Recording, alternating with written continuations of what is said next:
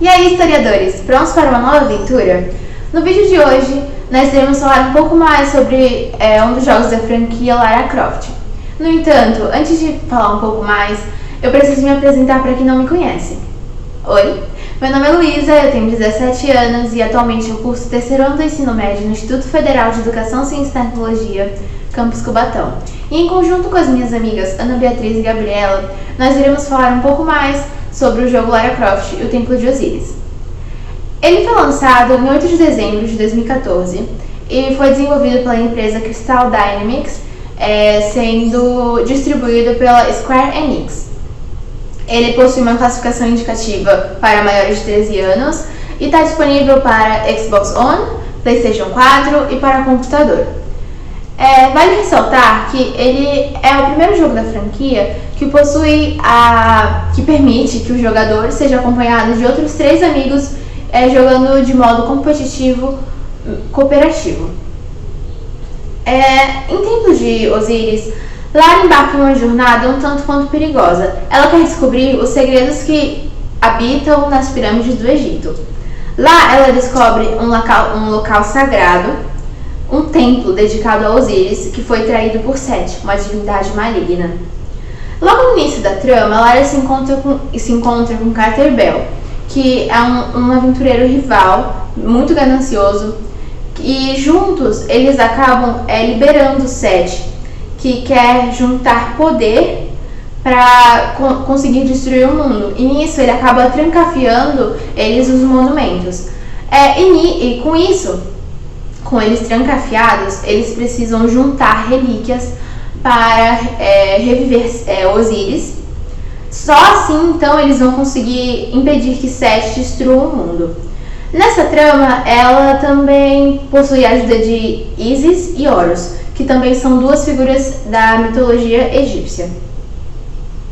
Apesar de ser uma história interessante e recheada de figuras mitológicas, Templo de Osíris deixa explícito que o seu foco não é uma narrativa envolvente. Ainda que hajam alguns momentos com grande tensão, podemos contar nos dedos as cenas explicativas que narram os acontecimentos ao decorrer do jogo. Assim como em Guardião da Luz, a aventura de Lara Croft sobrevive de puzzles e momentos de combate. Na verdade, o foco da franquia é trazer mais sobre quebra-cabeças para que a Lara consiga desvendá-los. Sem dúvida, um dos pontos positivos do jogo é o seu sistema de combate. Lara pode equipar pistolas, metralhadoras, escopetas e até mesmo um cajado mágico para combater os inimigos que aparecem ao decorrer da trama, que são eles insetos ou servos do faraó. Em certas ocasiões, o tiroteio pode ser prejudicado por causa da câmera imprecisa, que não pode ser alterada manualmente, ou seja, ela é automática, então a sua visibilidade do mapa fica comprometida por causa da automática e da não permissão de alteração manual, o que acaba afetando toda a sua experiência com o jogo. O brilho realmente está no modo cooperativo, que nos permite encarar desafios ao lado de 3 jogadores. É preciso ressaltar que cada herói possui sua única habilidade, ou seja, quando você joga com você e mais alguns amigos, cada um deles é crucial para que a história consiga discorrer de forma correta e tenha um bom desenvolvimento. No entanto, se você está jogando no modo single player, você encontra todas essas habilidades que estão nos 4 personagens concentradas na Lara Croft. Ela consegue ter acesso a todos os poderes de cada um, o que permite que você consiga jogar tranquilamente. Cada templo do jogo, como se fosse uma fase, dependendo da sua disponibilidade para zerar o jogo, dura em média em cerca de 30 minutos. E você pode zerar o jogo em 4 horas. Lara Croft, o Templo de Osíris, é sim um jogo visualmente caprichado, com cenários ricos em detalhes minuciosos. Contudo, em determinados ambientes, é possível perceber que a fabricante responsável pela franquia tentou maquiar algumas limitações técnicas, trazendo cenários demasiadamente escuros, Mesmo utilizando uma tocha, a Lara, ela tem dificuldade em encontrar os itens colecionáveis e até mesmo os que são importantes para que o jogo tenha o seu desenrolar. Lara Croft, o Templo de Osíris, então, é um jogo muito divertido, mas que demonstra que a série evoluiu pouco nesses 4 anos. Embora o título consiga proporcionar momentos intensos de combate e uma experiência cooperativa gratificante, ele oferece pouco conteúdo e uma narrativa que não condiz com o título do jogo. De certa forma, o acervo histórico poderia ter sido muito melhor trabalhado, e o que traria um melhor desenvolvimento do jogo, uma melhor curiosidade sobre a história, sobre os acontecimentos e fatos, o que é real ou não. Acho que o jogador, quando estivesse participando, estivesse tentando desvendar os assuntos, ele se sentiria muito mais incluso e com uma maior vontade de completar o jogo, do que com uma narrativa rasa, voltada mais para quebra-cabeças. Meu nome é Ana Beatriz e com base no que a Luísa já explicou sobre o jogo Lara Croft, o Templo de Osíris, eu vou falar sobre a história que é introduzida dentro do jogo, que é uma história absurda, se a gente for parar pra pensar. Faz parte da mitologia egípcia. Como a gente pode ver, é Osíris, para quem não conhece, né, o mito, a mitologia egípcia, Osíris é um dos deuses mais influentes da mitologia egípcia. Ele é deus do submundo e é onde ele pega o coração das pessoas, né, como quando a pessoa morre, para saber se ela é digna ou não. No nosso caso da religião deles, se eles faziam isso com os faraós, né, o que eram os grandes deuses, eram os comandantes da época do Egito Antigo. Osíris, ele foi assassinado pelo irmão, como é contado no jogo, seu irmão Sete, e ele é ressuscitado pela sua esposa Ísis.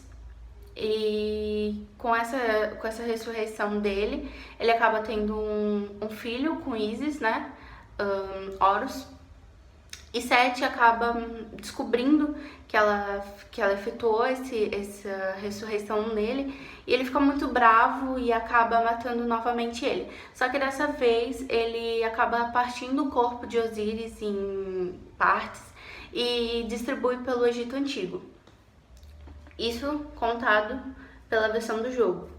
A gente sabe que que existem outras versões por ser um mito, e conforme a gente conta de pessoa para pessoa, essa história acaba aumentando, ela acaba diminuindo. No caso,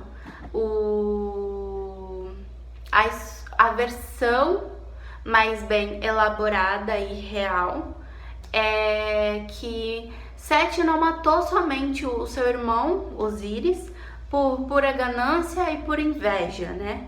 Ele também, o ponto crucial foi o Osíris ter dormido com a sua esposa Néftis. Pra gente entender melhor, Sete, Néftis, Osíris e Ísis são irmãos, são filhos de Geb, que é a terra na mitologia representada. Geb é a terra representada na mitologia egípcia, e Nut, que é o céu, né, que é também representado na mitologia egípcia. No caso, eles são irmãos e casaram entre si. No caso, o Osíris, que é o deus da fertilidade, né, e da bonança, ele acabou casando com a sua irmã Ísis, e Sete acabou se casando com a sua irmã, com a Néftis. E nisso, Néftis sempre quis um filho, só que ela nunca pôde ter esse filho, porque chamavam ela de infértil, mas na verdade não era ela que era infértil, e sim Sete, pois ela dormiu, né, com seu outro irmão. Ela tinha o poder, né, de se transformar, de ter outra face, e ela acabou tendo a face da sua irmã Ísis para poder conseguir dormir com Osíris e ter o filho chamado Anubis. E Sete ficou furioso quando soube dessa história e achava que era culpa mesmo de Osíris. Aí já entra a parte também da inveja, que ele já tinha inveja de Osíris, né? Ele já tinha esse pensamento ruim com Osíris e acabou matando Osíris. no caso, na versão, dizem que ele fez uma festa e quem coubesse num sarcófago, o sarcófago seria da pessoa. No caso, quem coube certamente no certinho ali, sabe, bonitinho dentro do sarcófago, foi Osíris, e ele acabou jogando no rio esse sarcófago e matando Osíris. Só que Isis descobre, Isis, esposa de Osíris, acaba descobrindo isso e ressuscita ele. Consegue achar o corpo dele com a ajuda da sua irmã Néftis. E nisso elas ressuscitam ele, e Isis tem um filho com essa ressurreição de Osíris, né? Que no caso é o seu filho Horus.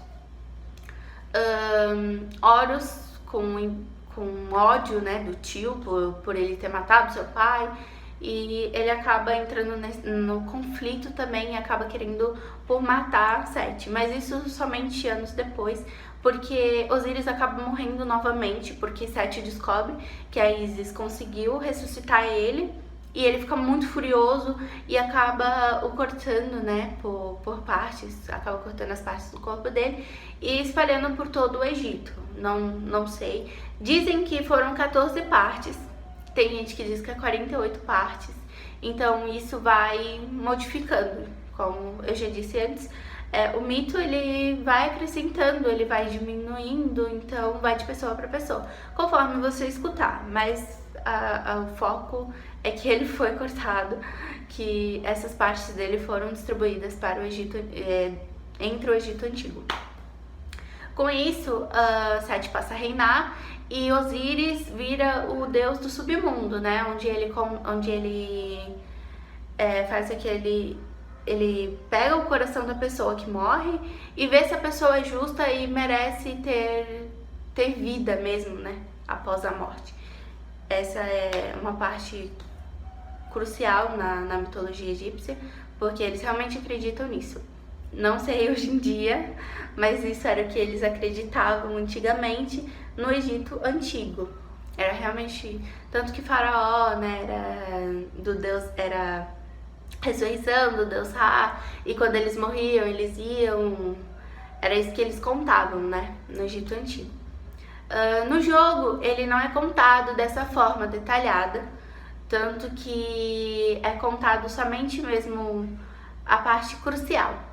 A gente pode ver que Ammit também, que também faz parte da mitologia egípcia, também vai atrás da Lara Croft e do Carter Bell, porque eles têm uma marca por ter pego no bastão de Osíris, e eles acabam ficando marcados e são destinados à morte. Ammit vai buscar eles para que eles sejam julgados. No caso, a Lara Croft, ela tem que pegar, né, essas peças, essas partes do corpo de Osíris para que ela possa sobreviver. No caso, ela e o Carter Bell. Ao decorrer do jogo, a gente pode ver várias referências à mitologia egípcia. A gente pode ver o olho de Ra, a simbologia, né? A simbologia da mitologia egípcia, que é o olho de Ra, o olho de Horus, e a gente consegue ver várias outras simbologias. Essas foram as que eu identifiquei, e teve mais também, mas não vou ficar prolongando muito nisso, mas são várias referências que a gente vai ver no decorrer. Sete aparece com a ajuda da Isis, né, e de Horus. A Lara Croft consegue, né, recuperar essas peças essas partes de Osíris e consegue se salvar, né? Mas isso aí você vai vendo ao decorrer do jogo. É possível ver que não é só em filmes, não é só em livros, não é só na escola que a gente consegue aprender sobre a história, né? Sobre a história em si, a história da civilização. Porque essa é uma história da civilização. A mitologia egípcia é uma das mitologias mais famosas, além da grega e da romana, né? Que a gente vê, que a gente conhece, a gente tem conhecimento. Então, assim, a gente pode ver que no jogo é possível sim aprender a história. Obviamente não é contada toda a história concreta, que nem eu contei aqui, mas é possível aprender história sim jogando. E é super essencial que isso seja notado, porque isso instiga a pessoa a procurar sobre isso. Porque a pessoa, quando ela vai jogar, ela às vezes pode até não se importar, né? Mas ela vê assim, mas quem foi Osíris? Eu não sei quem foi Osíris. Ela acaba pesquisando e acaba descobrindo as histórias. Então é possível sim aprender história por meio de jogos. Não só no Lara Croft e o Templo de Osíris, existem vários outros jogos que são educativos, que no caso instigam a gente a procurar, né? Isso na internet, em livros, em vídeos. Então, assim, é super essencial que a gente não só fique focado naquilo que tá no jogo, porque como deu pra perceber, foi só uma parte, assim, por cima mesmo, que eles contaram o mito de Osíris. Então, é sempre bom que a gente pesquise mesmo. Então, mas apesar disso, dá pra perceber que dá, sim, pra aprender jogando. Dá pra ter um conhecimento histórico. As informações históricas estão no jogo e principalmente pra gente procurar, né, pra gente se interessar a essa história. E aí, historiadores, curtiram o jogo? Meu nome é Gabriela, eu tenho 18 anos e vim falar um pouquinho sobre as oportunidades dos profissionais no meio da programação de jogos digitais. Afinal, o que faz um desenvolvedor de jogos digitais? O desenvolvedor de jogos digitais trabalha com todo o processo de criação de um jogo, desde o roteiro e desenho do personagem até a programação.